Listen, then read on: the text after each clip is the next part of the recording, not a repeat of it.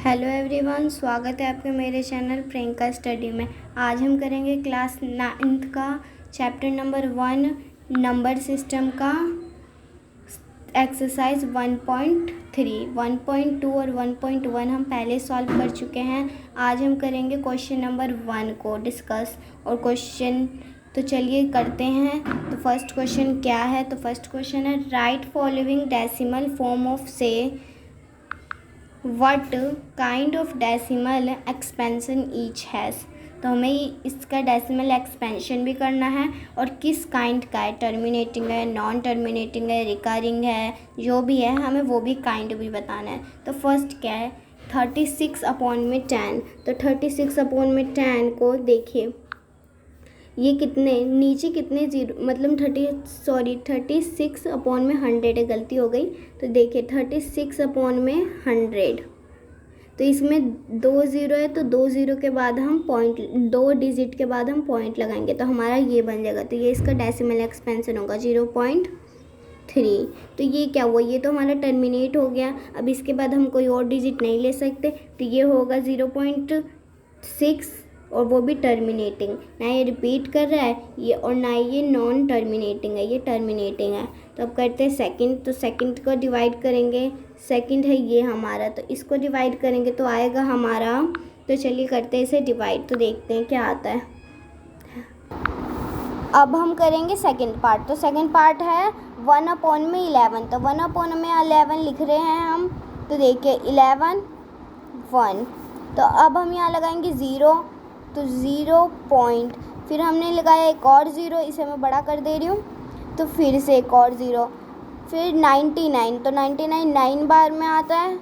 तो फिर बेसिकली हमें डिवाइड करना है तो ये आएगा फिर 1, तो फिर हमें 0 लगाना पड़ेगा, फिर हमें 0 लगाना पड़ेगा। तो ये सेम डिजिट आ रही है, तो ये नॉन टर्मिनेटिंग है। नॉन टर्मिनेटिंग और रिपीटिंग है, क्योंकि ये बार बार यही डिजिट आएगी, सेम डिजिट आती है तो हम रिपीटिंग कहते हैं। और 0 भी हमारा आंसर नहीं आ रहा है, तो ये हो गया। तो इसका आंसर क्या होगा, देखिए सेकंड पार्ट का आंसर है 0.09 बार और रिकरिंग है, नॉन टर्मिनेटिंग है। तो ये हो गया। अब हम करेंगे थर्ड पार्ट। तो थर्ड पार्ट को पहले हम सिंपल कर लेते हैं। तो सिंपल करने के लिए 8 को 4 टाइम्स मल्टीप्लाई करेंगे तो आएगा 32 और ऊपर वाले डिजिट को ऐड करते हैं तो 1 ऐड, तो हमारा आया 33। तो 33/8 ये होगा इसका ये। तो हम इस 33/8 को हम अगर डिवाइड करेंगे तो ये देखिए 8 33 कितनी बार में, 4 बार में, 4 लिखा, 32 उतारा, फिर 1 आया, फिर पॉइंट लगा दिया, फिर 0।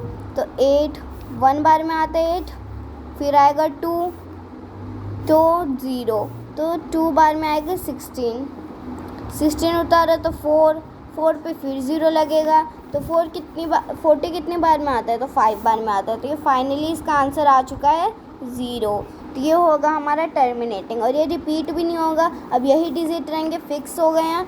तो ये इसका आंसर होगा हमारा 0.125 टर्मिनेटिंग होगा। अब हम करते हैं फोर्थ पार्ट। तो फोर्थ पार्ट में हमें क्या बोल रहे हैं, देखिए अब हम करेंगे फोर्थ पार्ट को सोल्व। तो फोर्थ पार्ट हमें दे रखा है 13/3। तो 13/3 को हम डिवाइड करते तो देखिए 13 यहाँ, रुकिए शुरू से लिखती हूँ, 13 में 3। तो फिर मैं एक 0 बढ़ा रही हूँ बिकॉज ये होगा नहीं, तो फिर यहाँ पे भी एक 0 आएगा, पॉइंट आएगा।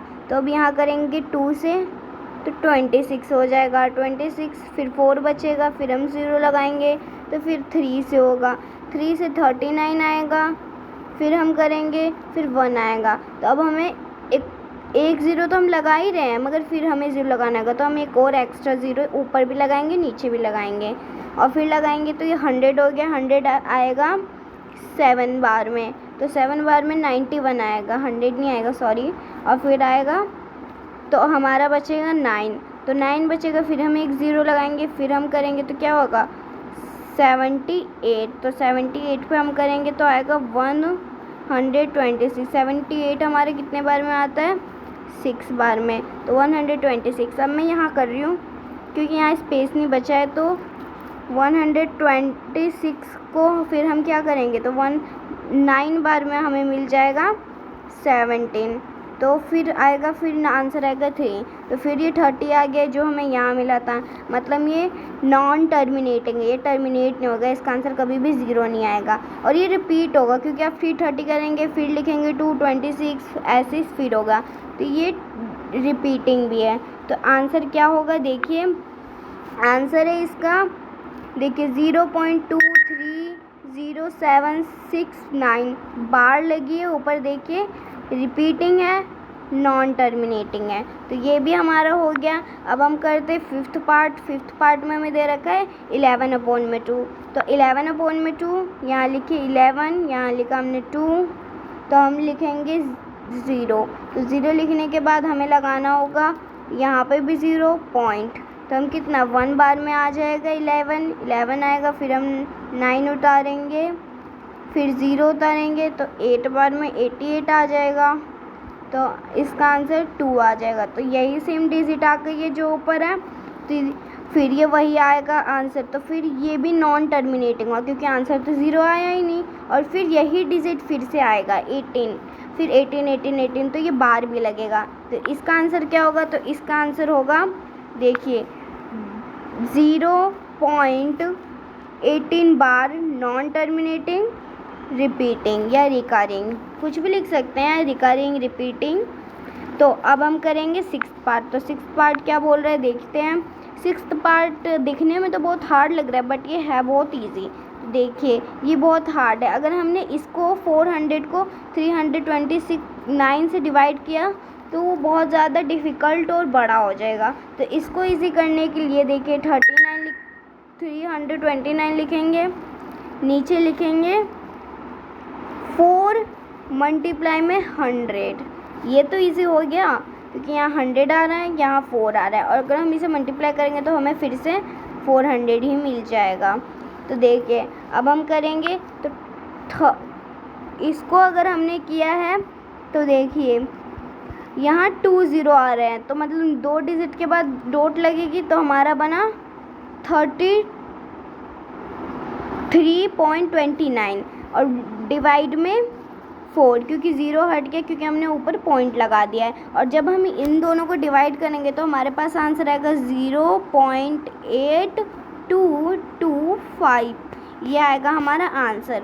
तो ये आंसर आएगा और ये टर्मिनेट हो जाएगा। इसके बाद ना ये रिपीट होगा ना ये नॉन टर्मिनेटिंग होगा। तो इसका आंसर हमारा ये बहुत सिंपल था, लगा होगा। तो ये देखिए ये इसका आंसर है 0.8225 और ये हो गया है टर्मिनेट। तो ये भी हमारा क्वेश्चन सॉल्व हो गया। अब हम करते हैं सेकंड क्वेश्चन को। तो सेकंड क्वेश्चन हमारे क्या बोल रहा है देखिए, सेकंड क्वेश्चन बोल, अब हम कर रहे हैं सेकंड क्वेश्चन। तो सेकंड क्वेश्चन ये रहा। तो सेकंड क्वेश्चन क्या है, यू नो दैट 1/7 का डेसिमल एक्सपेंशन होता है ये 0.142857 बार होता है। मतलब ये मतलब फिर से ये डिजिट रिपीट होती रहती है। तो हमें इसका तो पता है और ये रियलिटी, अगर आप इसे डिवाइड करेंगे तो यही आंसर आएगा। तो आगे देखते हैं आगे क्वेश्चन में क्या बोल रहा है। You can predict what is the decimal expansion of 2/7, 3/7, 4/7, 5/7, 6/7 are without actual divide. Actual divide यहाँ लिखा है, देखिए एक्चुअल डिवाइड, ये इम्पॉर्टेंट है। डूइंग लॉन्ग डिवीज़न, जो हम बहुत ज़्यादा मेहनत करते हैं, बहुत लॉन्ग डिवीज़न करते हैं उसके बिना भी। तो अगर क्या आप ये कर पाओगे, अगर कर पाओगे तो कैसे। तो हाँ हम ये कर सकते हैं क्योंकि हमारे पास है 1/7 का डेसिमल एक्सपेंशन। तो 2/3 जितने भी हैं हम निकाल सकते हैं। कैसे निकाल सकते हैं आइए मैं दिखाती हूँ आपको कैसे निकाल सकते हैं। तो निकालने के लिए सबसे पहले हमने लिखा है 1/7, 7 का तो हमें पता ही है, ये है 0.14285 और 7। तो हमें निकालना है 2 का। तो हम क्या लिख सकते हैं, 2/7 को हम ऐसे भी तो लिख सकते हैं 2 × 1/7, इसका आंसर भी तो वही आएगा। तो हम देखते हैं आगे हम करेंगे। हमें इनका तो पता ही है, 1/7 का हमें पता है, तो हमें पता है इसका 1/7 की जगह हम लिखेंगे 1/7 की जगह लिखेंगे 0.14285 इतना का तो हमें पता है, तो इतना तो हम लिख लेंगे। इसके बाद आगे लिखना है, तो आगे लिखने के लिए हम क्या करेंगे, इसको मल्टीप्लाई, बाकी हमारा बचा 2, तो 2 से इसे मल्टीप्लाई कर देंगे, तो 2 से मल्टीप्लाई करेंगे तो आएगा हमारा आंसर 0। और यहाँ बार लगाना है, बार लगाना बहुत इंपॉर्टेंट है, नहीं तो आपके पेपर में मार्क्स कट जाएंगे। मैं तो भूल गई थी, मगर आप बिल्कुल मत भूलिएगा पेपर में। तो इसका आंसर आएगा मल्टीप्लाई 2 से इसे जब मल्टीप्लाई करेंगे तो आएगा आंसर 285714, ये आएगा इसका आंसर। तो हमारा बहुत बिना डिवाइड किए बस मल्टीप्लाई किए हमें आंसर मिल चुका है, वो भी बहुत जल्दी। नहीं तो अगर हम इसे डिवाइड करने बैठते ना तो बहुत टाइम लगता। तो हमारा आंसर देखिए ये निकल के आ गया है। आप ऐसे सॉल्व कर लिएगा, मैंने समझाने के लिए ऐसे किया था। अब हम करेंगे 3/7 को। तो 3/7 कैसे होगा, तो 3/7 को भी हम लिख सकते हैं ऐसे 3 मल्टीप्लाई 1/7। 1/7 का हमें पता है, हमें 1/7 होता है 0.14285 मल्टीप्लाई बाय बताओ 3, क्योंकि उस समय 2 था तो 2 अब होगा। तो 3 से करेंगे तो हमारा, और यहाँ बार लगाना है, बार लगाना मैं बार बार भूल जाती हूँ, सॉरी। अब चलिए करते हैं, तो 0.42857 बार हो गया ये। तो ये हो गया हमारा 3/7 का आंसर।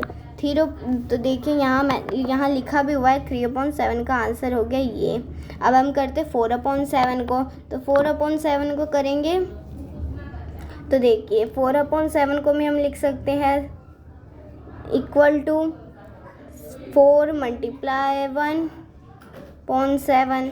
1/7 हमें पता है, 1/7 होता है 0.14287 नहीं 5 आएगा 57 मल्टीप्लाई 4 करेंगे तो हमारा आंसर आएगा 0.571428 ये आएगा हमारा आंसर। ये देखिए यहाँ है। अब हम करते हैं 5/7 को।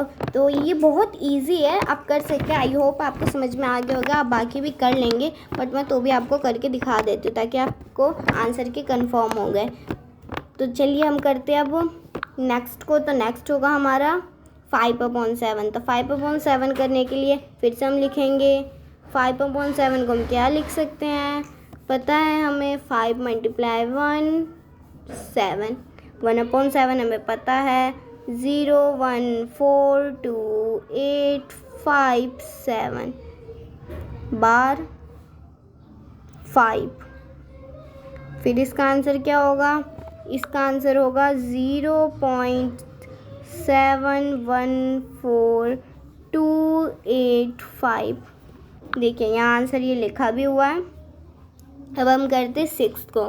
तो 6 हमारे क्या होगा, 6 को भी हम लिख सकते हैं 6/7 को हम क्या लिख सकते हैं 6 मल्टीप्लाई में 1 नीचे 7।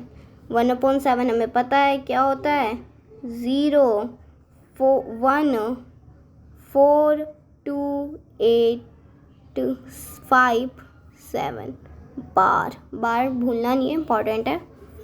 मल्टीप्लाई में 6, तो इसका आंसर क्या बनेगा, तो इसका आंसर बनेगा 0.857142 बार इम्पॉर्टेंट है, बार बार कह रही हूँ, नहीं तो मार्क्स कट सकते हैं। अगर आपने सॉल्यूशन सही भी किया और बार नहीं लगाया तो मार्क्स कट जाएंगे। बार बार मैं बता रही हूँ, इम्पॉर्टेंट है। तो हमारा आंसर आ चुका है 6/7 का भी आंसर आ गया है।